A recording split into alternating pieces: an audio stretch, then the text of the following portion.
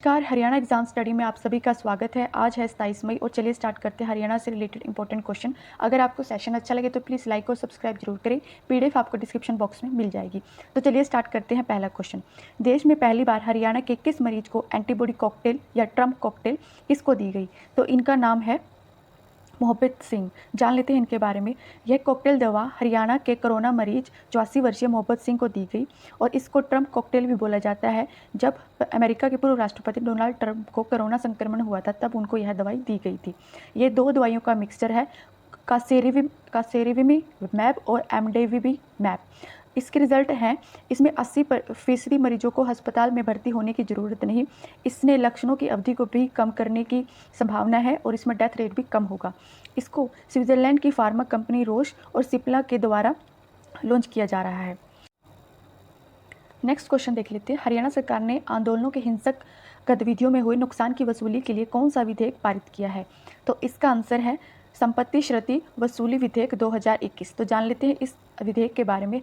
राष्ट्रपति की हस्ताक्षर के बाद, उनकी अनुमति के बाद विधेयक न रहकर कानून का रूप ले लेता है। तो अब यह कानून बन चुका है। कानून के कुछ प्रावधान, यह विधेयक किसी जनसमूह, चाहे वह कानूनी हो या गैर कानूनी द्वारा लोक व्यवस्था में उत्पन्न विघ्न के दौरान किसी व्यक्ति विशेष द्वारा किए गए संपत्ति के नुकसान की वसूली का प्रावधान करता है। इसमें दंगे और हिंसक गतिविधियां शामिल है। यह पीड़ितों के लिए मुआवजे भी सुनिश्चित करता है। नुकसान की वसूली उन लोगों से नहीं की जाएगी जो हिंसा में विलुप्त थे, बल्कि उन लोगों से भी की जाएगी जो विरोध प्रदर्शनों का नेतृत्व करते हैं, उनका आयोजन करते हैं, योजना में शामिल होते हैं या विद्रोहियों को प्रोत्साहित करते हैं। विधेयक में देयता, आंकलन और क्षतिपूर्ति का दावा करने वाले के लिए अधिकरण ट्रिब्यूनल कोर्ट भी बनाए जाएंगे। किसी भी व्यक्ति जिसके खिलाफ हर्जाना राशि का भुगतान करने हेतु दावा अधिकरण की अपील की गई है, उसकी संपत्ति और बैंक खाते को भी सील करने की शक्ति इस प्रावधान में है। पीड़ित व्यक्ति दावा अधिकरण के नियमों के खिलाफ पंजाब और हरियाणा हाईकोर्ट के उच्च न्यायालय में भी अपील कर सकता है। तो स्टार्ट करते हैं नेक्स्ट क्वेश्चन। हरियाणा के किस जिले में पोस्ट कोविड-19 सेंटर का उद्घाटन विधानसभा अध्यक्ष ज्ञानचंद गुप्ता ने किया? तो कहाँ पे किया? हरियाणा के पंचकूला जिला में। तो चलिए जान लेते हैं इसके बारे में। पंचकूला के सेक्टर 9 में आयुष्मान विभाग के द्वारा उमंग है यहाँ, जीवन है वहाँ नामक पोस्ट कोविड केयर सेंटर का उद्घाटन हरियाणा विधानसभा के वर्तमान अध्यक्ष ज्ञानचंद गुप्ता ने किया है। इस सेंटर में फिजियोथेरेपी, मेडिटेशन जैसी अन्य प्रकार की सुविधाओं के साथ योग सत्र का भी आयोजन किया जाएगा। ट्राई सिटी का ये पहला कोविड केयर सेंटर है। कुछ अन्य तथ्य देख लेते हैं। हाल ही में प्रदेश सरकार ने उमंग पोस्ट कोरोना केयर सेंटर की सुविधा सरकारी एवं बड़े अस्पतालों में देने की भी घोषणा की है। सरकार ने संजीवनी परियोजना, जो कि हल्के एवं माध्यम लक्षण वाले कोरोना मरीजों के लिए करनाल में भी पायलट रूप में सुचारू करने की भी घोषणा की है। नेक्स्ट क्वेश्चन है, हरियाणा सरकार ने आयुर्वेदिक मेडिसिन कोरोनिल किट को कोरोना इलाज में इस्तेमाल करने की अनुमति दी है। तो यह किस कंपनी द्वारा बनाई गई है? इसको बाबा रामदेव की कंपनी पतंजलि, जिसकी स्थापना 2006 में उत्तराखंड में की गई थी। तो जान लेते हैं इसके बारे में। राज्य में कोरोना मरीजों की 1 लाख पतंजलि किट फ्री निःशुल्क दी जाएगी। कोरोनिल का आधा खर्च पतंजलि और आधा खर्च हरियाणा सरकार के कोविड राहत कोष से वहन किया जाएगा। तो जान लेते हैं क्या है कोरोनिल किट। यह पारंपरिक तौर पर भारतीय दवाइयों में इस्तेमाल होने वाली जड़ी बूटियों का मिश्रण है। इसे भारत की एक कंपनी पतंजलि ने बनाया है। इस दवा में मुलेठी, गिलोई, अश्वगंधा, तुलसी, श्रवासारी आदि जड़ी बूटियों की मदद लेके इसको तैयार किया गया है। तो जान लेते हैं कि क्या कोरोनिल कोविड-19 के इलाज में सहायक है। तो जैसे कि बताया गया, पतंजलि की स्थापना उत्तराखंड में की गई है। तो उत्तराखंड प्रशासन ने पतंजलि कंपनी की कोरोनिल को एक इम्यूनिटी बूस्टर के रूप में लाइसेंस दिया है। यह विटामिन सी, मल्टीविटामिन या अन्य सप्लीमेंट मेडिसिन की तरह भी इसको बेचा जा सकता है, लेकिन यह इलाज के तौर पर नहीं यूज़ किया जा सकता। मतलब ये एक सप्लीमेंट है, लेकिन ये कोरोना इलाज में यूज़ नहीं किया जाएगा।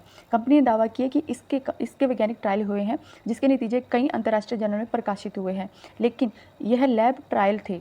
हालांकि यह अध्ययन मछली पर किए गए, इससे कहीं पे भी साबित नहीं होता कि यह किट इंसानों में कोरोना वायरस के इलाज के लिए उपयोग में लाई जा सकती है।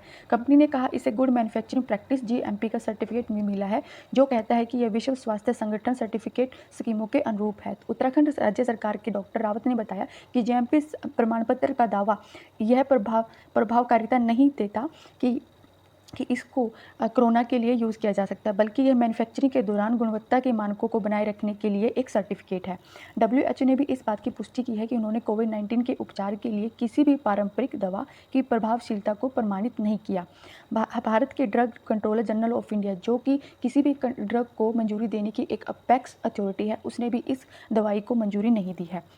तो जान लेते हैं पतंजलि के बारे में। पतंजलि के संस्थापक हैं बाबा रामदेव। इसकी स्थापना जनवरी 2006 में उत्तराखंड में हुई। बाबा रामदेव हरियाणा योग एवं आयुर्वेद ब्रांड के एम्बेसडर हैं।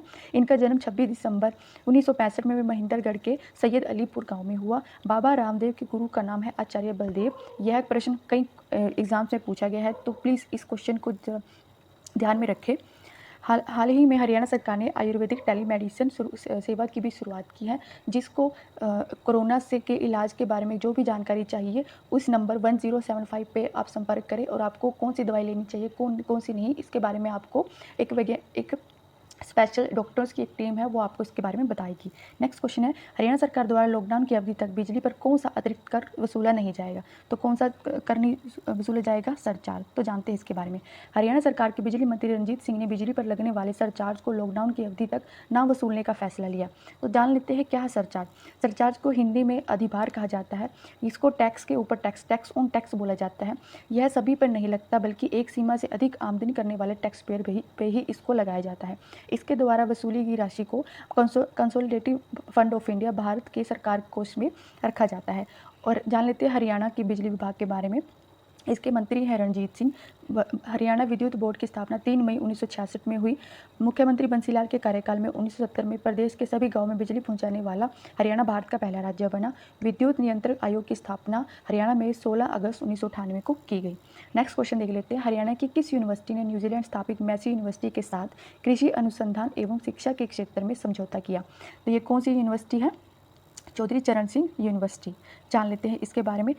दोनों इस यूनिवर्सिटी ने जो न्यूजीलैंड की मैसी यूनिवर्सिटी है, इसने वैज्ञानिक संयुक्त रूप से शोध कार्य को एक दूसरे के साथ साझा करने का समझौता किया है। साथ ही दोनों विश्वविद्यालय ने संयुक्त डिग्री और डिप्लोमा कोर्सों को बढ़ावा देने का, ताकि विद्यार्थियों को प्रोत्साहन मिले और उनको अंतर्राष्ट्रीय स्तर पर अपनी पहचान बनाने में भी सहायता मिलेगी। जान लेते हैं चौधरी चरण सिंह यूनिवर्सिटी के बारे में। इसकी स्थापना 1970 में हिसार में की गई और वर्तमान में इसकी वाइस चांसलर है BR कंबोज। यह यूनिवर्सिटी एशिया की सबसे बड़ी एग्रीकल्चर यूनिवर्सिटी है। इसका नाम भारत के 7वें प्रधानमंत्री चौधरी चरण सिंह के नाम पर रखा गया। नेक्स्ट क्वेश्चन है, हरियाणा के पंचकूला जिले में कौन सी थेरेपी शुरू की गई है? तो कौन सी थेरेपी यूज़ की है, शुरू की गई है? वो है मोनोक्लोनल एंटीबॉडी थेरेपी। जान लेते हैं इसके बारे में। पंचकूला जिले में मोनोक्लोनल एंटीबॉडी थेरेपी की शुरुआत की है। मोनोक्लोनल एंटीबॉडी थेरेपी क्या है? यह कृत्रिम रूप से बनाए गए एंटीबॉडी जो कि मनुष्य में रोग प्रतिरोधक क्षमता को बढ़ाने में सहायक होते हैं। हाई रिस्क कोविड-19 पेशेंट के लिए यह लाभकारी होगी और इसको रोहतक PGI ने बनाया है। तो जान लेते हैं रोहतक PGI के बारे में। इसकी स्थापना 1960 में की रोहतक में। उसके वर्तमान में चांसलर है OP कालरा। रोहतक को एजुकेशनल हब के नाम से भी जाना जाता है और ये हरियाणा की एक लैंडलॉक डिस्ट्रिक्ट है। इसके साथ चरखी दादरी, जो कि भिवानी से विभाजित होकर एक नई डिस्ट्रिक्ट बनाई गई थी, और वर्तमान में हरियाणा में 22 डिस्ट्रिक्ट हैं। और हाल ही में ICMR ने प्लाजा थेरेपी के उपयोग पर भी वर्तमान में अब प्रतिबंध लगा दिया है। नेक्स्ट क्वेश्चन है, हरियाणा के किस जिले से सारंगी के मीर मजीद खान का संबंध था, जिनका हाल ही में कोविड-19 से निधन हो गया? तो किनका संबंध था? जींद। और जींद को हरियाणा की हार्ट ऑफ हरियाणा भी बोला जाता है, हरियाणा का दिल भी बोला जाता है। तो जानते हैं इसके बारे में। हरियाणवी सांस्कृतिक विरासत को सहेजने वाले जाने माने सारंगी वादक मीर मजीद खान का कोविड-19 के संक्रमण के कारण हाल ही में निधन हो गया है। इनका जन्म 1943 में जींद के शाहपुर गांव में हुआ। इन श्री खान को मीर की उपाधि से भी सम्मानित किया गया है। सारंगी का मतलब क्या है? यह 2 शब्दों का योग है, सा प्लस रंगी। सा का अभिप्राय होता है 100 और वहीं रंगी का अभिप्राय होता है जीवन के विभिन्न रंग। तो सारंगी क्या है? 100 रंगों का मिक्सचर। नेक्स्ट है, और इसमें एक जानने की बात यह है कि पानीपत घराने के उस्ताद मामन खां को हरियाणा के सर्वश्रेष्ठ सारंगी वादक के रूप में भी जाना जाता है। नेक्स्ट क्वेश्चन है, केंद्रीय जांच ब्यूरो के नए निदेशक के रूप में किनकी नियुक्ति की गई है? तो किनकी नियुक्ति की है CBI के नए निदेशक के रूप में? सुबोध जायसवाल। तो जान लेते हैं इनके बारे में। सुबोध जायसवाल IPS ऑफिसर को, जो कि मुंबई कैडर के 1985 के आईपीएस अधिकारी है, उनको केंद्रीय जांच ब्यूरो के अध्यक्ष के रूप में, निदेशक के रूप में नियुक्त किया गया है और इनका कार्यकाल 2 साल का रहेगा। और बस जैसे बताया कि महाराष्ट्र कैडर के 1985 के आईपीएस अधिकारी हैं, वर्तमान में ये सीआरपीएफ के महानिदेशक हैं। जान लेते हैं केंद्रीय जांच ब्यूरो सीबीआई के बारे में। संथानम कमेटी की रिकमेंडेशन पर दिल्ली स्पेशल पुलिस एक्ट के 1946 के आधार पर इसको 1963 में स्थापित किया गया था। सीबीआई एक गैर संवैधानिक निकाय है और यह कार्मिक एवं प्रशिक्षण विभाग मंत्रालय के अंडर काम करती है। सीबीआई की महानिदेशक की नियुक्ति के लिए 3 मेंबर की एक हाई पावर्ड कमेटी होती है, जिसमें जो अध्यक्ष होते हैं वो भारत के प्रधानमंत्री होते हैं, जो कि अब वर्तमान में नरेंद्र मोदी जी हैं। विपक्ष के नेता होते हैं, जो वर्तमान में अधीर रंजन चौधरी हैं, और भारत के मुख्य न्यायाधीश जो कि एनवी रमन्ना है। ये 3 मेंबर्स इस जो भी सीबीआई के महानिदेशक की नियुक्ति होती है वो इन 3 मेंबर की सिफारिश के बाद की जाती है। जान लेते हैं नेक्स्ट क्वेश्चन। निम्नलिखित में से किस राष्ट्रीय उद्यान में भारत में चीता साउथ अफ्रीका से लाया जाएगा? तो बहुत इंपॉर्टेंट क्वेश्चन है। तो कौन से राष्ट्रीय उद्यान में लाया जाएगा? तो इसका नाम है कुनो पालमपुर राष्ट्रीय उद्यान। जान लेते हैं इसके बारे में। भारत में 1952 से चीता विलुप्त एक कैटेगरी में आता है, लेकिन भारत सरकार ने world life institute of India की पहल पर साउथ अफ्रीका से चीता लाकर इस बायोडाइवर्सिटी की कमी को नवंबर 2021 तक पूरा करने की घोषणा की है। मध्य प्रदेश के कुनो पालमपुर राष्ट्रीय उद्यान में इसके लिए चुना गया है।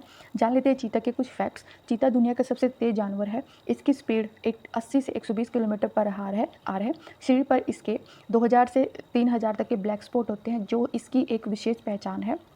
वर्ल्ड बायोडाइवर्सिटी डे 22 मई को मनाया जाता है। भारत का नेशनल एनिमल कौन सा है? तो वो है टाइगर। और हरियाणा का स्टेट एनिमल क्या है? वो है ब्लैक बक। हरियाणा में 2 नेशनल पार्क पाए जाते हैं, सुल्तानपुर राष्ट्रीय उद्यान जो कि गुरुग्राम में है, और कालेसर राष्ट्रीय उद्यान जो कि यमुनानगर में है। जान लेते हैं wild life institute of India. इसकी स्थापना 1982 में देहरादून में की गई, और हाल ही में wild life institute of India ने हरियाणा में बंदर सेंसस भी शुरू किया है। तो आज का है टुडेज क्वेश्चन है, जिसका आंसर आपको कमेंट बॉक्स में करना है। वो है हरियाणा के किस जिले में बैंक स्क्वायर ग्रीन बिल्डिंग बनने जा रही है? तो इसका आंसर आपको कमेंट बॉक्स में करना है। Thank you for watching.